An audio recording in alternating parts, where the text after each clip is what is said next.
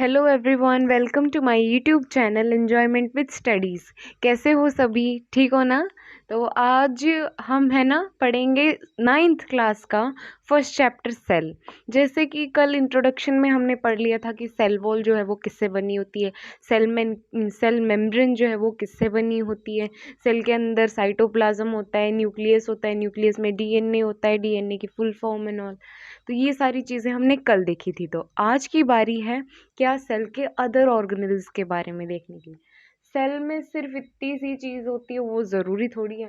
अब सेल की स्ट्रक्चर तो ये है, मैंने ये भी बताया था कि यहाँ पे साइटोप्लाज्म प्रेजेंट होता है, और मैंने ये भी बताया था कि सेल में अलग अलग तरह के फंक्शंस होते हैं। अब सेल के अंदर भी डाइजेशन वगैरह होना है, रेस्पिरेशन वगैरह होना है, तो सेल के अंदर अलग अलग ऑर्गन्स प्रेजेंट होते हैं वो सब करने के लिए। तो ये देखो, यहाँ तो न्यूक्लियस था ही जिसके अंदर डीएनए प्रेजेंट है। तो इस सेल के अंदर दूसरे ऑर्गेनेलीज क्या क्या प्रेजेंट है? सबसे पहले तो ईआर, जिसे हम एंडोप्लाज्मिक रेक्टिकुलम बोलेंगे, शॉर्ट फॉर्म में ईआर भी बोलेंगे, ठीक है। नेक्स्ट है कौन सा?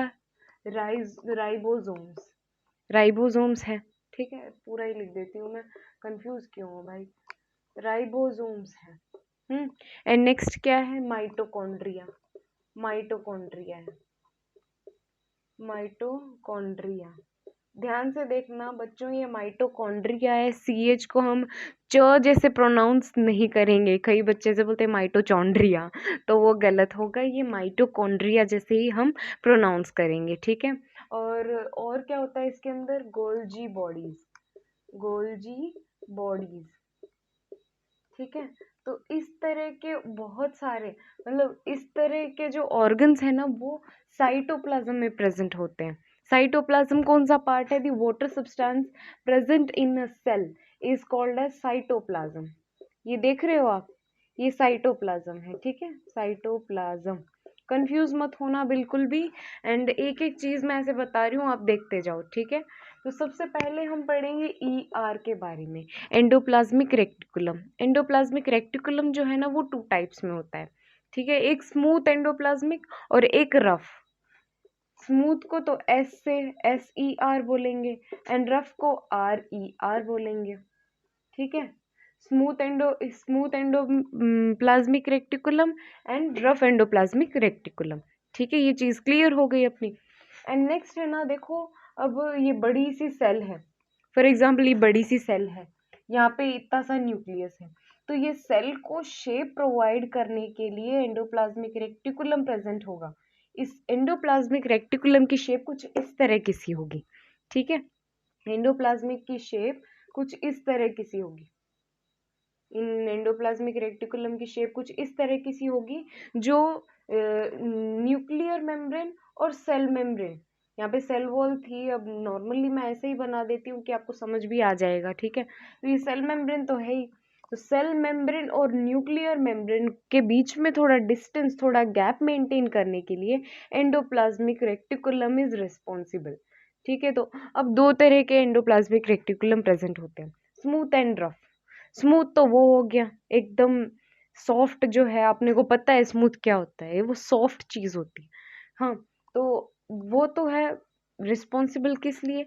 स्मूथ एंडोप्लाज्मिक रेक्टिकुलम लिपिड्स और प्रोटीन्स बनाने में हेल्प करेगा, ठीक है। लिपिड्स और प्रोटीन्स, लिपिड्स हम मेनली लिपिड्स एंड फैट्स बोल सकते हैं, इधर फैट्स आर इम्पोर्टेंट, ठीक है। लिपिड और फैट बनाने के लिए smooth endoplasmic reticulum SER responsible, ठीक है। ये जो है ना, ये रिस्पॉन्सिबल है लिपिड्स और फैट्स बनाने के लिए। अब हम चिप्स खाते हैं या कुछ भी खाते हैं, तेल भरी चीज खाते हैं, तो तेल में तो फैट होता है, घी हम खाते हैं वो फैट होता है। फैट, जब घी है हम हाथ के लगाते हैं तो स्मूथ सा हो जाता है, थोड़ा चिपचिप मान सकते हैं अपन, थोड़ा स्मूथ हो जाता है ना। तो वो स्मूथनेस से हम याद कर सकते हैं कि फैट जो है ना वो स्मूथ होता है। तो स्मूथ एंडोप्लाज्मिक रेक्टिकुलम SER जो है ना, वो फैट बनाने में हेल्प करता है, लिपिड्स बनाने में हेल्प करता है। जबकि RER जो है ना, it is responsible for the preparation of proteins, ये प्रोटीन्स बनाएगा। अब एग्जाम्पल, जैसे ये मैंने एंडोप्लाज्मिक रेक्टिकुलम ER बनाया हुआ है, ये ER बनाया हुआ है, और अगर ये रफ है ना, तो इसके ऊपर राइबोसोम्स होंगे, थोड़े थोड़े राइबोसोम्स। अब कोई भी है सरफेस है, उस पे थोड़े डॉट्स होंगे, हम हाथ फेरेंगे तो हमें ऐसे फील होगा कि यहाँ पे कुछ है जो बीच में आ रहा है, तो ये सॉफ्ट तो नहीं हो सकता, हमें रफ की सी फीलिंग आएगी अगर उस स्मूथ सरफेस पे भी कुछ चीज़ें हैं। तो ऐसे ही ना बाकी सरफेस स्मूथ हुई तो भी ये अगर बीच में ये राइबोसोम्स आ रहे हैं ना, तो इस स्मूथ सरफेस को भी रफ ही कंसिडर किया जाएगा। और जिन सरफेसेस पे ये राइबोसोम्स प्रेजेंट होते हैं ना, उन्हें रफ जैसे कंसिडर कर दिया जाता है एंड RER नाम दे दिया जाता है, रफ एंडोप्लाज्मिक रेक्टिकुलम, RER। ठीक है, तो ये है एंडोप्लाज्मिक रेक्टिकुलम की कहानी। राइबोसोम्स तो फिर प्रोटीन प्रिपरेशन में हेल्प करते हैं। ठीक है, ये चीज़ थी अपने राइबोसोम की और एंडोप्लाज्मिक रेक्टिकुलम की। 2 टाइप्स के ER हमने पढ़ लिए स्मूथ एंड रफ के बारे में, एंड वो भी मैंने आपको बताया, smooth are responsible for the preparation of lipid and fat, और RER जो है ना वो प्रोटीन्स बनाने के लिए रिस्पॉन्सिबल है। ठीक है, ये चीज़ हो गई अपने क्लियर। नेक्स्ट आती है माइटोकॉन्ड्रिया की बारी। माइटोकॉन्ड्रिया की शेप कुछ इस तरह की सी होती है। मैं थोड़ा साफ करके बता देती हूँ आप लोगों को, थोड़ा क्लियर होना चाहिए ना बाकी तो। एंड ये देखो, अब माइटोकॉन्ड्रिया की बारी आती है। माइटोचॉन्ड्रिया मत सोच लेना बच्चों, ये माइटोकॉन्ड्रिया है, इट्स नॉट चॉन्ड्रिया। ठीक है, कुछ बच्चे ऐसे प्रोनाउंस करते हैं, मुझे याद आया, मैं भी तो पढ़ाती हूँ ना, तो उस हिसाब से बता रही हूँ। तो ये देखो, फॉर एग्जाम्पल ये टब की सी शेप है ना, ये माइटोकॉन्ड्रिया की शेप है। ये भी सेल के जो साइटोप्लाज्म होता है ना, ब्लू है पानी पानी, वो वाटर शेप, वाटर सब्सटेंस जो होता है सेल के अंदर, उसके अंदर ये माइटोकॉन्ड्रिया भी प्रेजेंट है। तो वो सेल ऑर्गेनी के नाम से ही जानेंगे हम इसे। ये होती है माइटोकॉन्ड्रिया। सबसे मेन बात ये कि mitochondria is also called as the power house of cell. ठीक है, पावर हाउस सेल, जो सेल को शक्ति मिलती है, पावर हाउस ऑफ सेल। सारी पावर जो है ना वो इसमें से जनरेट होती है, यहाँ से ही जाती है न्यूक्लियस के पास, या फिर कुछ डेवलपमेंट होना है तो वो सब उसके लिए रिस्पॉन्सिबल माइटोकॉन्ड्रिया है। ठीक है, ये तो आउटर मेम्ब्रेन हो गई, आउटर मेम्ब्रेन, ये है आउटर मेम्ब्रेन, ये है इनर मेम्ब्रेन। मेम्ब्रेन आप समझ जाते हो, ठीक है ना, समझ जाओगे ना, या पूरी लिखूं मैं? समझ जाओगे, मेरे को ऐसा लग रहा है, आप इतने इंटेलिजेंट तो हो ही, अगर आप बायो पढ़ रहे हो तो इंटेलिजेंट ही हो।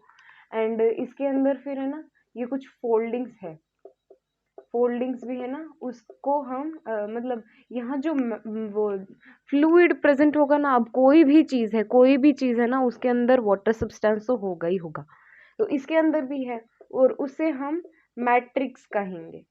क्या कहेंगे? मैट्रिक्स।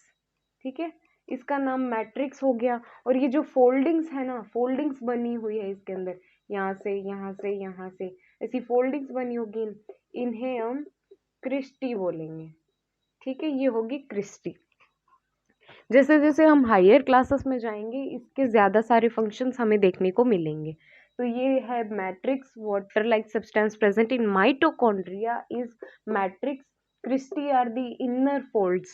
जो फोल्डिंग्स हो रही है ना माइटोकॉन्ड्रिया में, ये क्रिस्टी है, ये आउटर मेम्ब्रेन तो है, ये इनर मेम्ब्रेन है। ये है mitochondria. Mitochondria is also known as the power house of cell. ये हो गया माइटोकॉन्ड्रिया की स्टोरी।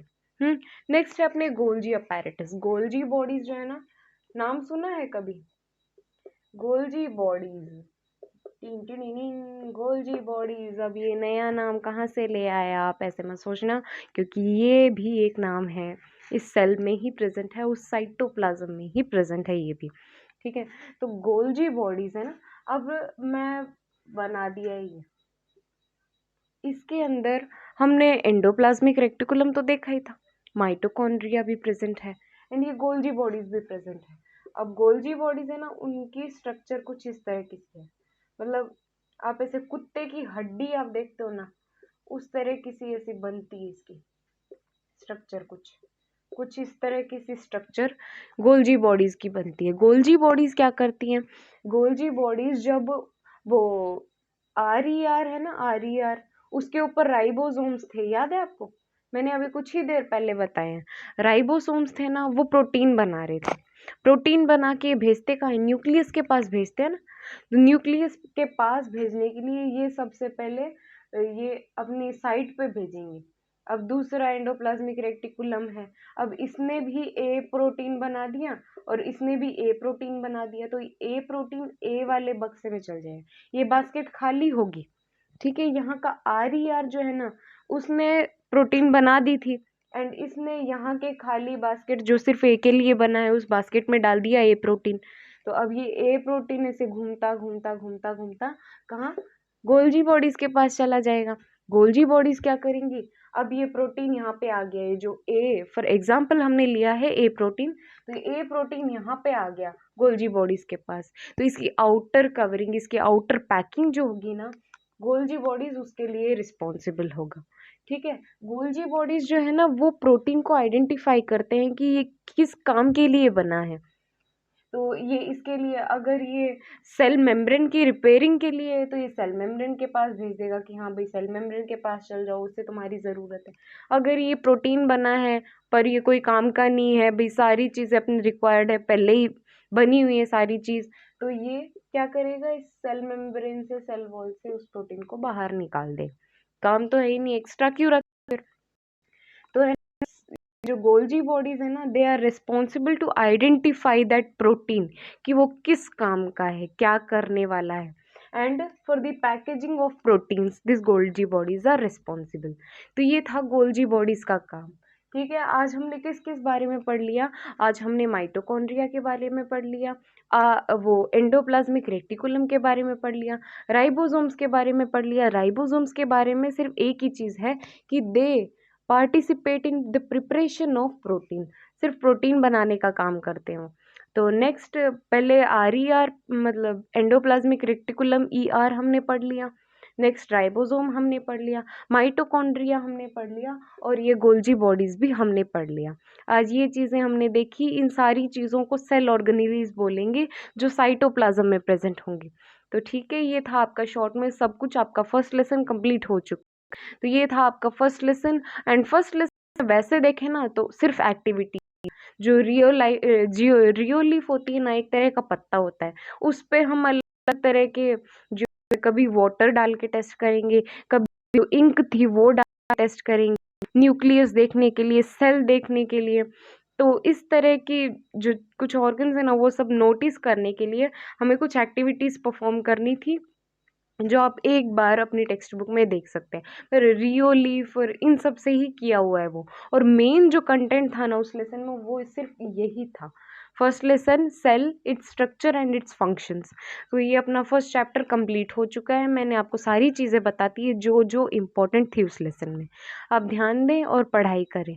एंड ना आपकी टेक्स्ट बुक जो है ना, उसे बार बार रिवाइज करें, देखते रहे कि मैं कुछ छूटी ना हो, मैंने कुछ छोड़ ना दिया हो। अगर छोड़ा है ना तो आप देख लो। मैंने तो भाई पूरा ध्यान दिया है और आपको बताने में भी कोई कमी छोड़ी नहीं अपनी तरफ से। एंड कुछ भी डाउट हो तो आप मुझे कमेंट सेक्शन में पूछें, कोई भी डाउट हो, कुछ भी तरह का डाउट हो आप मुझसे पूछें, और किस तरह की क्या आगे मैं बताऊं वो भी आप ही मुझे बताएंगी। ठीक है, तो ये चीज़ मैंने आप पे छोड़ दी है। और अपने फ्रेंड्स को शेयर करो, चैनल सब्सक्राइब करो, लाइक करो, तब मुझे पता चलेगा कि आपको मेरी वीडियो अच्छी लगी है। एंड क्या रह गया, कमेंट तो मैंने बोल दिया, लाइक सब्सक्राइब शेयर भी कर दो। ठीक है, तो bye and have a great day.